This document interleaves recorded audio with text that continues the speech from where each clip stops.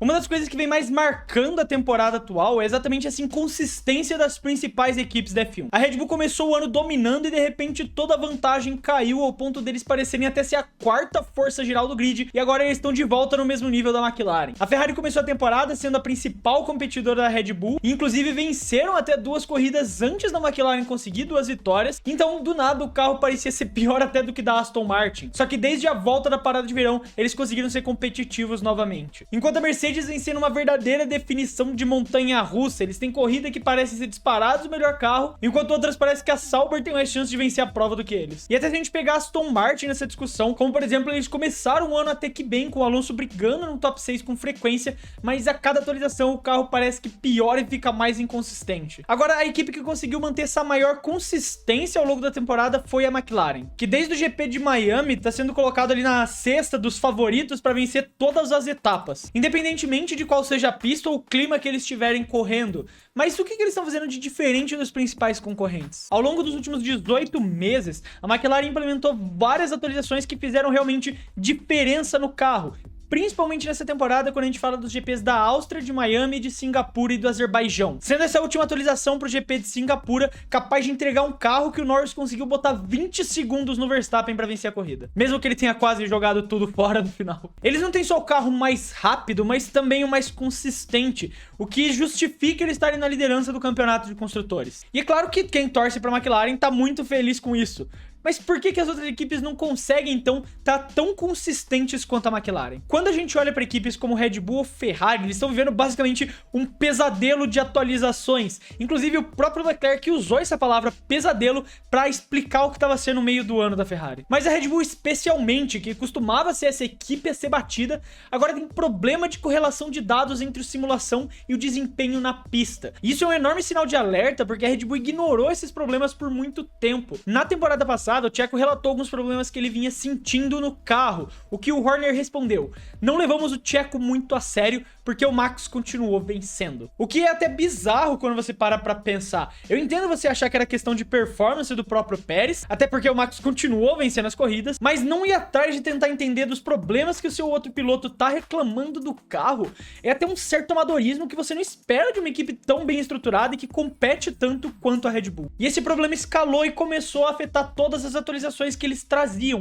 porque as respostas que eles tinham nos simuladores não se aplicavam na pista. E isso foi envenenando o RB20 aos poucos, até chegar na situação atual que a gente tá vendo, o que fez eles estarem com risco de perder o campeonato de pilotos, mesmo tendo construído uma vantagem tão grande, e já praticamente perderam o campeonato de construtores. Agora, outro problema que vem sendo muito grande para as equipes, mas principalmente para os pilotos hoje em dia, é a questão dos pneus. Não à toa vai haver uma troca dos pneus, porque os atuais são complexos demais e os pilotos não conseguem nunca entender eles com exatidão. O George Russell até descreveu o processo de tirar o máximo proveito desses pneus depois do GP do Azerbaijão como tentar fazer magia negra. E até o Piastri, como eu discuti em outro vídeo aqui no clube, chegou a dizer que você precisa de 10 anos de experiência e ainda assim é capaz de não entender como esses pneus performam. Isso porque eles são extremamente sensíveis a qualquer condição que eles são colocados, de pistas diferentes e de temperatura, o que significa que um carro pode andar muito bem em uma sessão e em seguida, por conta de uma alteração no clima, cair para metade do pelotão na sessão seguinte. É quase como se esses pneus tivessem vida própria e cada equipe tem que lidar com isso da sua própria maneira. Porque ao longo do final de semana de corrida, as equipes precisam estar sempre se ajustando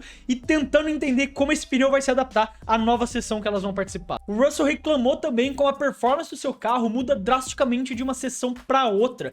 E o Fernando Alonso até concordou com essa ideia, inclusive trazendo aquela fala de que virou meme, de que a dificuldade de extrair 100% do desempenho dos carros faz com que seja mais fácil você extrair 90% e que isso pode ser mais rápido. E essa análise dos pneus é algo que eu vejo sendo levado muito pouco em consideração quando fazem as análises de performance. Mas os pneus atuais influenciam e muito na capacidade dos pilotos de entregar o seu melhor resultado. Porque isso adiciona uma complexidade muito maior na cabeça deles, que tem que ficar entendendo como o pneu se comporta em cada sessão e cada condição, além de já ter que entender como os carros se comportam nessas mesmas condições, principalmente considerando o regulamento atual, que é extremamente complexo. Desde a introdução desse novo regulamento em 2022, a dinâmica mudou completamente, porque as equipes agora precisam desenvolver os carros que operem em alturas muito baixas e rígidas por conta da volta do efeito solo. E a gente tá falando de um dos regulamentos mais complexos da história e que as equipes ainda têm que trabalhar nele com o teto orçamentário. Por isso a gente vê atualizações frequentes não funcionarem como esperado, como a gente vê acontecendo principalmente com a Aston Martin, que até já foi tema de vídeo aqui no clube. Então muitas equipes se encontram lutando para tentar sair desse ciclo vicioso, porque eles não entendem exatamente tudo do porquê os carros não estão performando, ao mesmo tempo que eles não têm mais a mesma liberdade de antes para poder torrar dinheiro e testar a atualização. Eles têm que ser precisos nas atualizações que lançam para não ficarem presos no teto de gastos com uma atualização que não funcionou. Isso é um pesadelo para os engenheiros e eu com certeza não ia gostar de estar na pele deles. Agora, como se tudo isso não bastasse, a gente ainda tem mais um vilão na temporada, que é o porpoising, que é aquele efeito de kick dos carros que a gente viu muito em 2022, só que até hoje ele ainda é muito vilão de algumas equipes. Ele acontece principalmente quando tem uma estagnada do ar sobre o carro, fazendo com que ele suba e desça de maneira incontrolável. Isso torna o trabalho dos engenheiros muito mais complexo, porque agora eles precisam garantir também que a aerodinâmica do carro funcione sem causar esses problemas. E a Ferrari foi uma equipe que sofreu muito com isso ao longo dessa temporada, porque depois de estarem tão na frente, até chegando a bater a Red Bull, as novas atualizações que eles trouxeram voltaram com o porpoising do carro, principalmente em curvas de alta velocidade, o que fez os carros deles deslizarem mais e desgastarem ainda mais os pneus, que já não são os melhores amigos dos pilotos. E isso até obrigou eles em Silverstone, inclusive, nos treinos livres, colocar o Sainz e o Leclerc em carros completamente diferentes de peças e configuração, para ver se conseguiam achar alguma diferença para consertar. Cada atualização trazida pelas principais equipes pode, ao mesmo tempo que ser uma solução e melhorar o carro, pode ser um vilão que vai destruir o carro e segurar eles por metade da temporada. E isso torna então as equipes muito mais receosas em trabalhar e lançar essas atualizações, porque tudo que eles colocam, que eles vão trazer para os carros, eles precisam que seja certeiro nessa luta pela consistência. A gente já viu, principalmente nessa temporada, que vem servindo como laboratório para entender isso, como uma pequena mudança que até parece irrelevante pode ser suficiente para estragar a performance de um carro. Então, se nem as equipes conseguem entender a fundo os próprios carros, imagina para os pilotos, que fica muito mais difícil você tentar entender eles e conseguir configurar da melhor maneira possível. Não à toa a gente vê muitas entrevistas pós-corrida dos pilotos falando que tentaram fazer alguma alteração de última hora antes da classificação e que deu errado. Então, mesmo com a utilização do simulador, as equipes não têm dados 100% confiáveis sobre como tudo que eles estão pesquisando e atualizando vai realmente se traduzir na pista. As equipes têm muito pouco tempo de teste para trabalhar, e isso significa que eles precisam quase sempre acertar na primeira tentativa em qualquer atualização que trazem. Isso não é possível todas as vezes. A Mercedes, por exemplo, insistiu tanto nos aeropods que eles viviam defendendo com os dados do simulador, mas na pista o resultado não batia, e com o pouco tempo de treino precisou de 1 ano e meio sofrendo para eles entenderem de fato que essa filosofia não ia funcionar. Isso é só mais um número da equação que torna ainda mais difícil e impactante a questão das restrições orçamentárias que afetam todas as equipes, porque com o limite de gastos atual definido em 135 milhões de dólares, as equipes precisam ser estratégicas nas suas decisões de desenvolvimento com pouco tempo de teste, porque isso significa menos oportunidades para você experimentar novas peças, e cada vez que uma equipe se depara com um novo problema, é uma corrida contra o tempo para tentar encontrar uma solução. E de certa forma, mesmo com todos esses problemas, isso traz um lado positivo, que é exatamente essa competitividade que vem nascendo na F1. Considerando a complexidade da aerodinâmica dos carros atuais, as equipes têm que lidar com muitos fatores que influenciam o desempenho do carro. Pouco tempo de teste, teto orçamentário, os pneus difíceis, e esses são só alguns dos quais eu aprofundei mais nesse vídeo. Isso é praticamente uma dança de detalhes que eles precisam entrar rapidamente no ritmo. E por causa de toda essa questão, não é uma surpresa que hoje seja tão difícil a gente conseguir prever a ordem dos carros em cada final de semana. Essas mudanças tornam muito mais difícil das equipes conseguirem prever o seu desempenho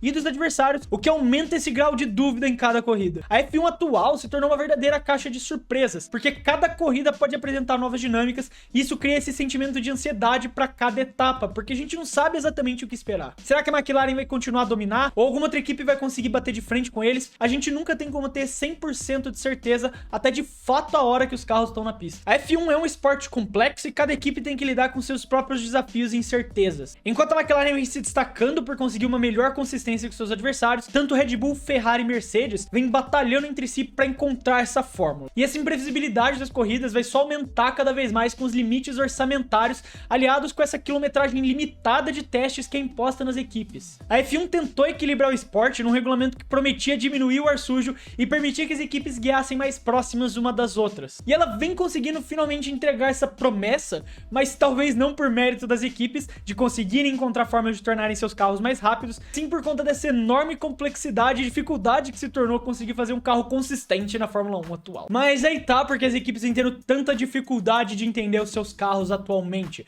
Eu quero saber a sua opinião, então não esquece de deixar ela aí nos comentários. Se você gostou do vídeo e quiser ajudar o Clube da F1, você pode fazer isso se inscrevendo no canal e também você pode se tornar membro clicando aqui embaixo no botão Seja Membro, que é uma forma de ajudar a gente a poder continuar produzindo esses vídeos aqui pra vocês, além de alguns benefícios como o seu nome aparecendo aqui no canto da tela, prioridade nas respostas dos comentários e também receber esses vídeos aqui, os vídeos longos, com antecedência. Principalmente com essa meta atual que a gente tem aqui no clube de tentar postar 5 vídeos longos na semana. A gente vai estar começando a partir de hoje essa meta. Então vão ter bastante vídeo pra você ver e pra colher os benefícios. Muito obrigado pra você que ficou até aqui ao final e até o próximo vídeo.